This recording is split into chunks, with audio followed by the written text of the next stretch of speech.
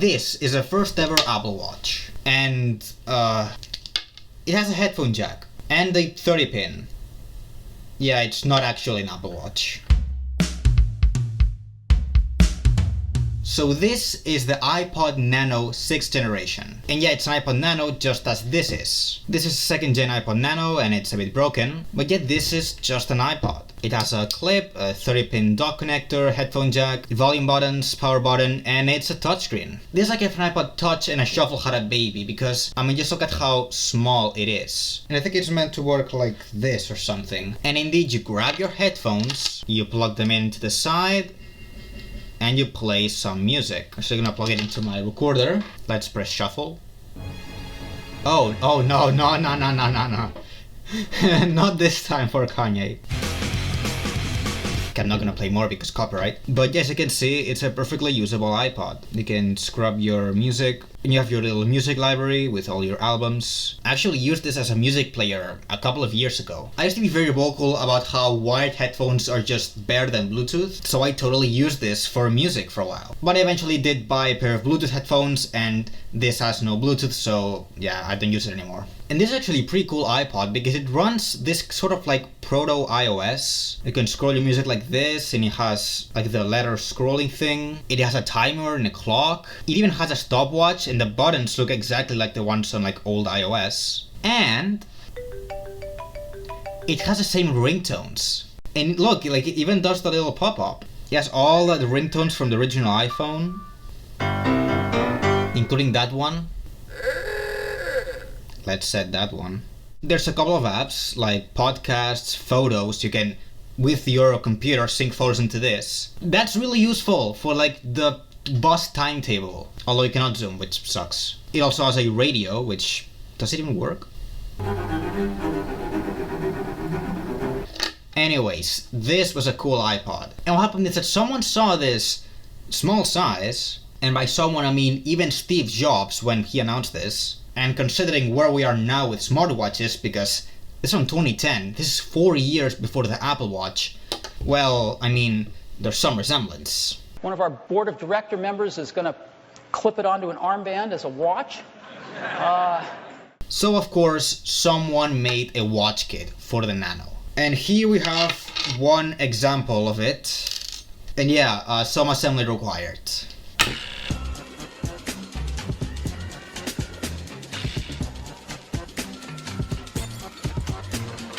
Okay, and now we have our iWatch, because the Apple Watch didn't come for 4 years. So people call these the iWatch. So yeah, power it on, and here you have it. But you can see it's sideways. There's no auto rotate because, you know, if you're moving your hand constantly, that would not work. So how do you fix it? Well, Apple thought of that. Just spin it around. Of course. Yeah, this is how you rotate on these things. So if you want to swap around where the ports are, just yeah, do this. However, there's a problem. Now, this is not an actual watch. So what happens is that you turn it on, and where's the time? This is way too small. There is a clock app, but you have to open that every time. That's not how a watch works. So when Apple saw people were doing this, they released an update, and on settings and date and time, you can just enable time on wake. So now when you power it on, the time shows up. They actually built it in for this kind of thing. So if you're listening to music, you just turn it on and press in the middle, and it fades out into this now playing screen. You can skip and do your things, and then, or you can go into the I thing and rate your songs. So yeah, pretty handy. Also, one curiosity is that, you know in iOS that you swipe back to go back? That was not a thing until iOS 7, and this predates that by a couple of years. Well, where's the back button? That's how you do it. It was first here on the iPod Nano and not on the iPhone. And the home button is just press in the middle for a while and it, you know, goes to home. So basically, this is the first ever iWatch. How is it as an actual watch? And okay, first ever Apple Watch. So it kind of works just like any other modern smartwatch. You just tap around. However, there's no always on display. That really sucks because it's not a watch until you actually press on it. And just notice how long it takes to actually wake up.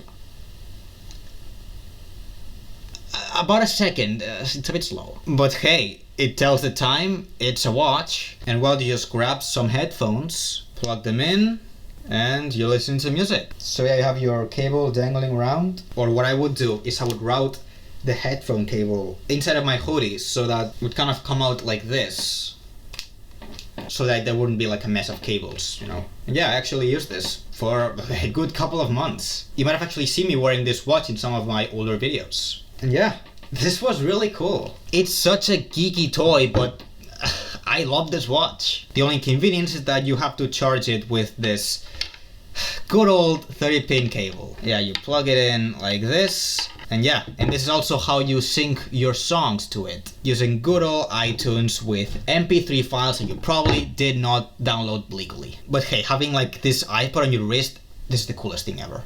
However, using it as an actual watch is not the best. I mean, first of all, it's just big. I mean, comparing it to my Pebble Time, yeah, it's slightly bigger in footprint, but it's definitely not as thick. And it's also like a bit sharp, like you don't want to hit someone with this. This band is also really thick, like compared to the Pebble, which is, even the Pebble is actually a pretty wide band. And I mean, I have here a counterfeit Casio F91W. As you can see, a simple digital watch. Yeah, it looks way smaller. And the band is like so much more comfortable on this. It doesn't weigh a lot, but it's definitely way more than this thing or the Casio. And yeah, here's a nice comparison. Like, look at this, like how thick it is. And also the feel on the wrist is really not the best, but hey. So yeah, this is totally a watch. And Apple even started updating it and put on more clock faces. Like there's this, you know, mechanical looking one, a Nixie tube, and even Mickey Mouse and Minnie Mouse and Kermit the Frog, and this one that I don't know what it's called. It has about 16 gigabytes of storage, which not bad. I have just over 1,000 songs. I have not updated this in like probably a year by now, but yeah, actually holds a good amount of music, especially with MP3s. You can fit like what, 5,000 songs on this, so it's a pretty sizable amount of storage. It also has some fitness features, like you can daily step goal, use iPod Nano to track. Oh, I guess it just uses the like this thing. I guess. Well, it doesn't work. Let's swap with this.